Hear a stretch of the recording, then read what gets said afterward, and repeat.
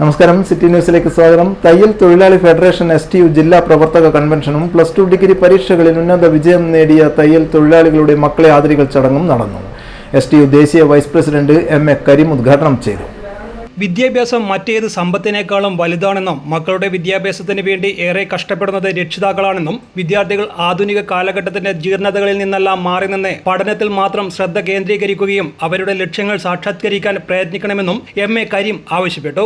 തയ്യൽ തൊഴിലാളി federation STU ജില്ലാ പ്രവർത്തക കൺവെൻഷനും +2 ഡിഗ്രി പരീക്ഷകളിൽ ഉന്നത വിജയം നേടിയ തയ്യൽ തൊഴിലാളികളുടെ മക്കളെ ആദരിക്കൽ ചടങ്ങും ഉദ്ഘാടനം ചെയ്ത് സംസാരിക്കുകയായിരുന്നു അദ്ദേഹം.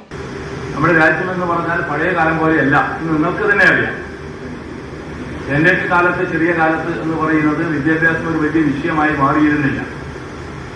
എന്നാൽ ഇന്ന് വിദ്യാഭ്യാസം ഇല്ല എന്ന് പറഞ്ഞാൽ അവരുടെ ജീവിതം തന്നെ വളരെ വളരെ പ്രയാസകരമാണ് എന്ന രീതിയിൽ പോവുകയാണ്. വിദ്യ അഭ്യസിക്കുന്നത് ഏതെങ്കിലും തരത്തിലുള്ള ഒരു ഉന്നതമായിട്ടുള്ള ജോലി സമ്പാദിക്കാനാണ് നമ്മൾ ചിന്തിക്കുക. വിദ്യാഭ്യാസം എന്ന് പറയുന്നത് നശിച്ചു പോകാത്ത സമ്പത്താണ്. നമ്മുടെ രാജ്യത്ത് നമുക്ക് ഏറെ സമ്പത്തുകൾ നമ്മുടെ കയ്യിൽ വരും. അത് ഒരു സന്ദർഭത്തിൽ നമ്മൾ കൊഴിഞ്ഞു പോവുകയും ചെയ്യും, അല്ലെങ്കിൽ ഇല്ലാതാവുകയും ചെയ്യും.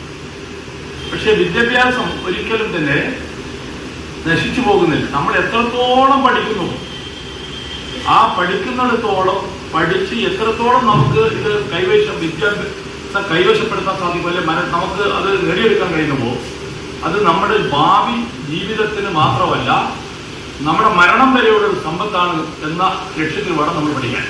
ഉന്നത വിജയം കരസ്ഥമാക്കിയ വിദ്യാർത്ഥികളെയും അനുമോദന ചടങ്ങിൽ കവിതാ പാരായണം ചെയ്ത ഫിദ ഫാത്തിമയെയും മൊമെന്റയും ക്യാഷ് അവാർഡും നൽകി ആദരിച്ചു. ജില്ലാ പ്രസിഡന്റ് ആലിക്കുഞ്ഞ് പന്നിയൂർ അധ്യക്ഷത വഹിച്ചു. General secretary PP Nasar, treasurer PK Seenath, MKP Sakeena, Threasiamma Sebastian, V Abdul Kareem, Sreeja Naduvil, A Sharifa, Fathimathu Samaha, KP Shafeeq, TM Mansoor തുടങ്ങിയവർ സംസാരിച്ചു. News desk, city news.